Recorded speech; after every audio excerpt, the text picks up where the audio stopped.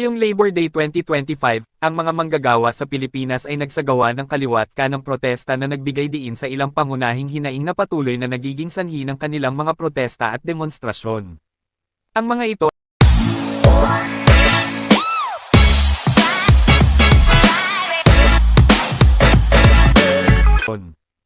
mga ito ay kinabibilangan ng una, mababang pasahod. Maraming manggagawa ang nagrereklamo tungkol sa hindi sapat na sahod na hindi umaabot sa makatuwid na pamumuhay. Sa kasalukuyan, ang minimum wage sa National Capital Region ay hindi sapat upang matugunan ang mga pangangailangan sa matataas na halaga ng bilihin.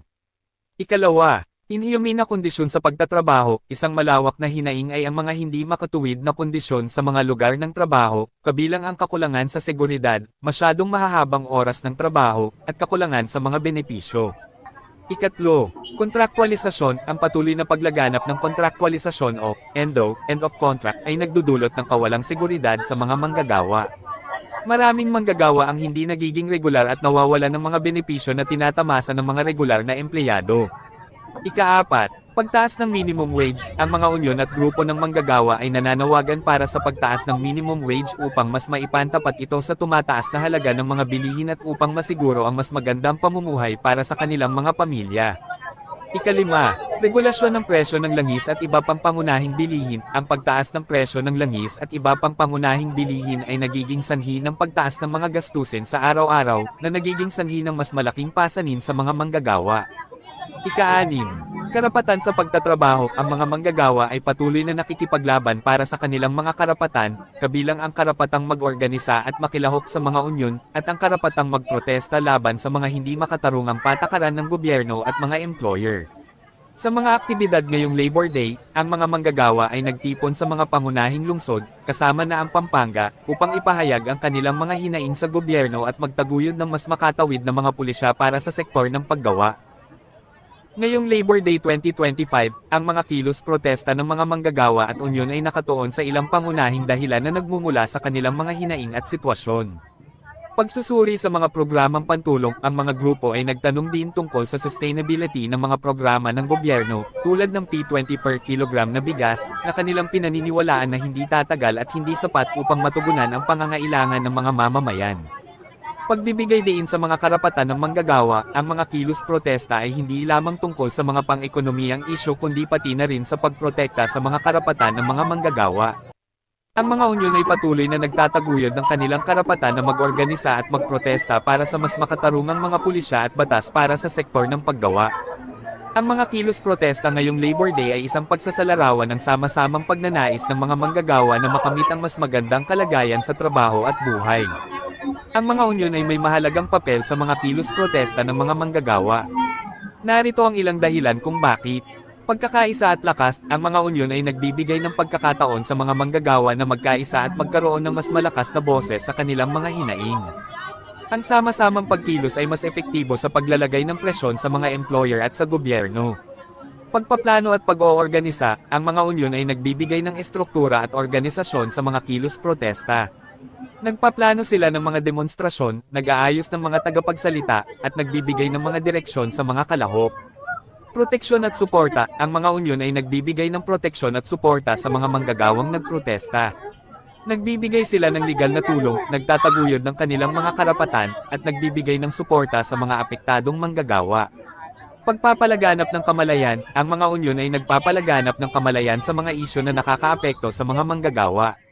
Nagbibigay sila ng impormasyon sa publiko at sa media tungkol sa kanilang mga hinaing at sa mga dahilan ng kanilang pagprotesta. Sa madaling salita, ang mga unyon ay nagsisilbing tagapamagitan at tagapagtanggol ng mga karapatan ng mga manggagawa sa mga kilos protesta. Ang kanilang presensya ay nagbibigay ng lakas, organisasyon, at proteksyon sa mga manggagawa na nagnanais na ipahayag ang kanilang mga hinaing at makamit ang mas makatarungang mga kondisyon sa pagtatrabaho. Kaya shoutout sa aming leader na si Ate Sally. Heto at panoorin ang mga ilan pang detalye ng kilos protesta. At mga mamamayan ng Pampanga.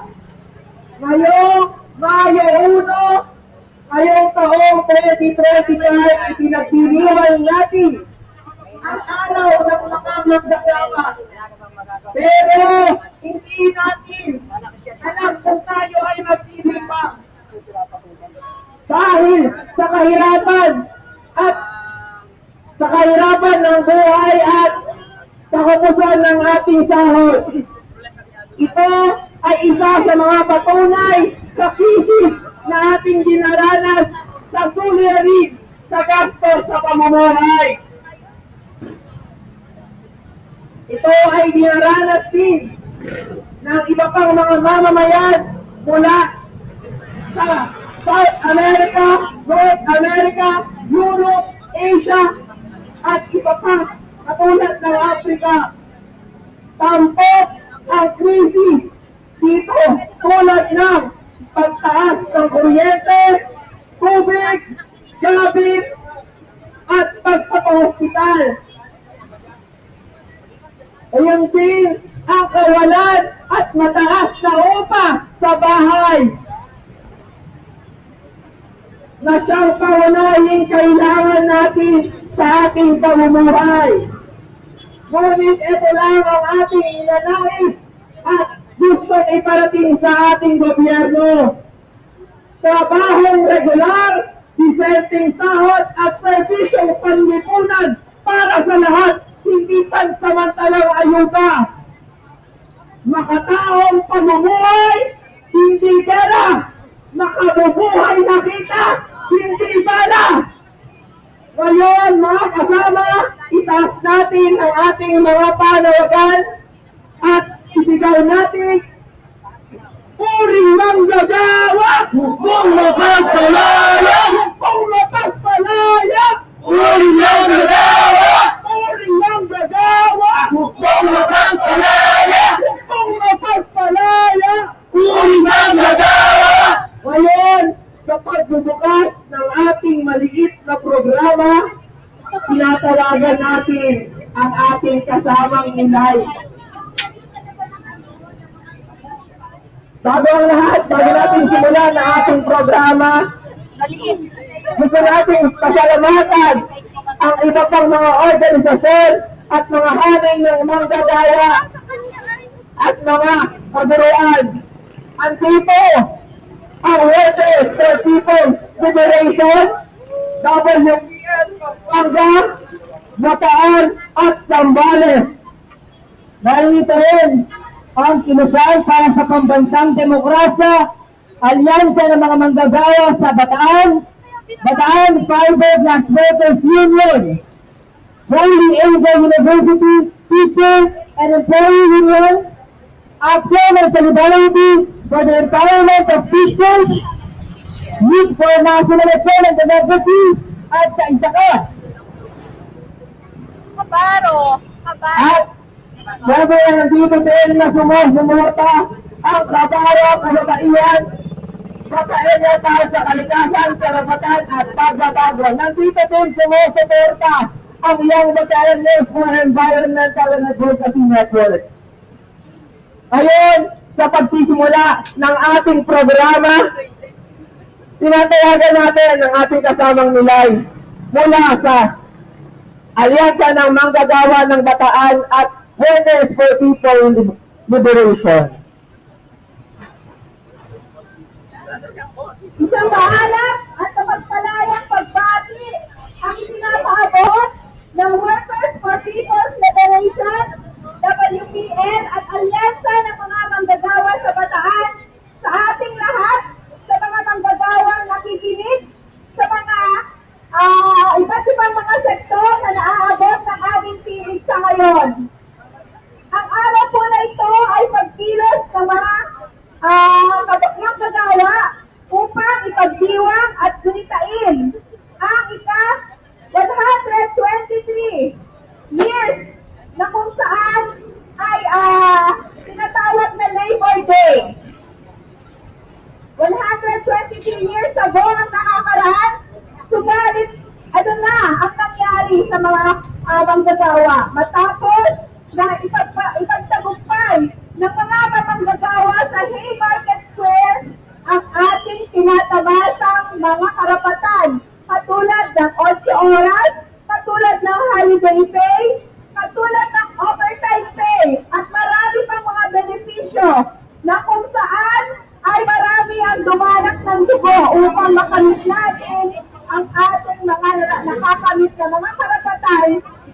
mga manggagawa. Ano ba ang Labor Day?